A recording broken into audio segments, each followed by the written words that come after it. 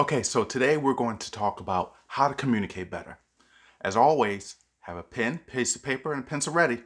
And here we go.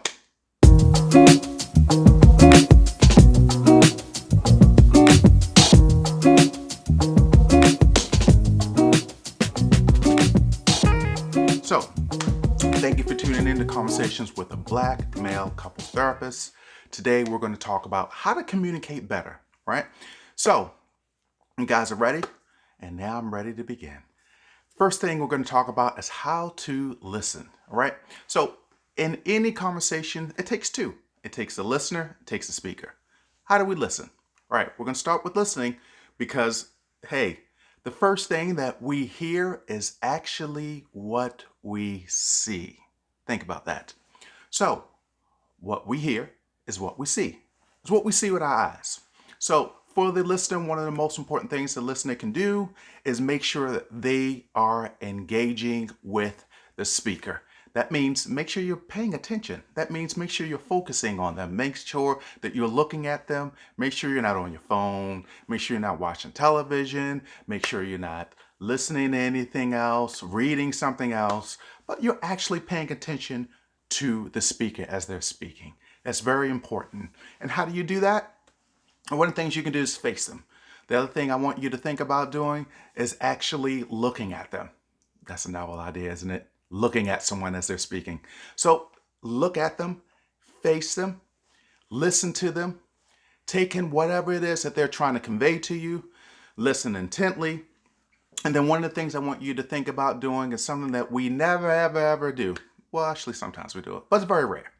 And that is actually what we call reflecting. And reflecting means what you see. Think about it this way. You see things in a mirror, you're looking at a mirror, you're looking at a reflection of yourself. So what you're going to do with the speakers, you're going to reflect back to them. Reflect whatever it is that they're saying to you. Okay?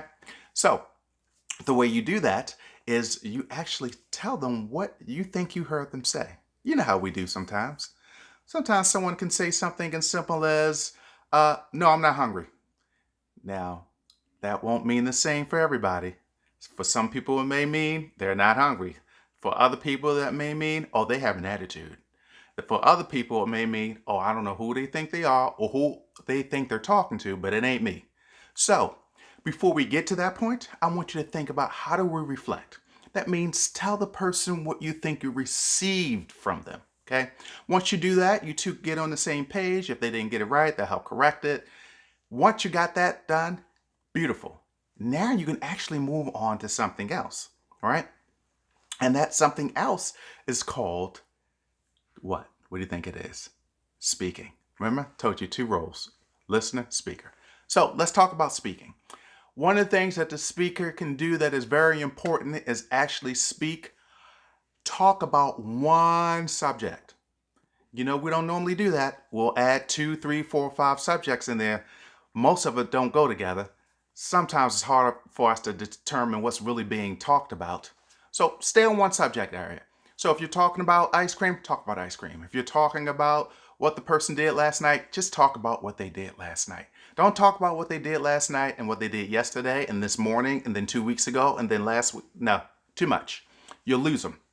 So the speaker will speak about one subject at a time. The other thing I want the speaker to think about is how long are you going to talk? Now, you could choose to talk about a whole array of things.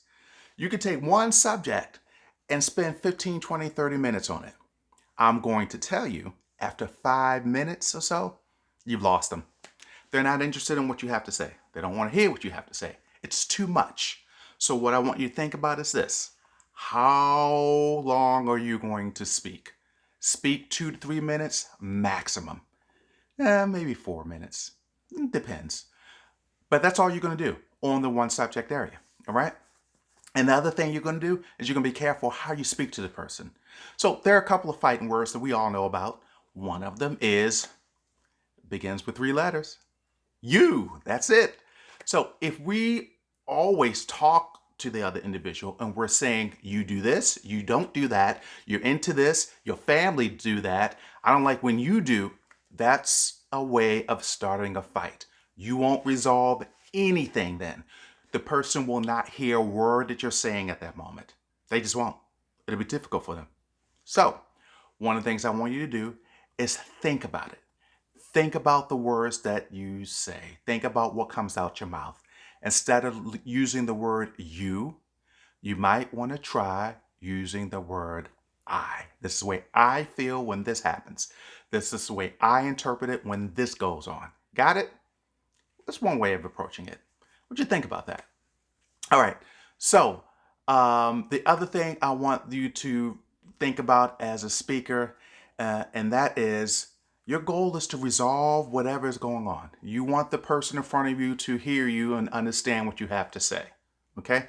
So, if you really want them to hear you and understand what you have to say, you've got to also pay attention to your body language. Now, bad idea, isn't it? So, what that means is this. I want you to, when you're speaking to the listener, I want you to make sure what you're saying is what they're seeing. Ha ha. So that means this. When they're speaking to you, when they're telling you how they feel, when they're telling you what's going on, I want you to make sure your body language matches that. So don't look angry. Don't have a sour face. Don't be pissed off, ready to fight somebody, ready to throw something at somebody. At the same time, you're trying to tell them that you love them. That doesn't match. They won't believe a word you're saying. Got it? Good. Now, with this particular concept, the speaking and the listening, there are a couple of other things I want you to sort of be careful of. And one is we don't normally speak this way. We don't normally take turns and let one person speak and then reflect back to them and then speak for 2 to 3 minutes. No, that's not natural to us. So you don't do it all the time.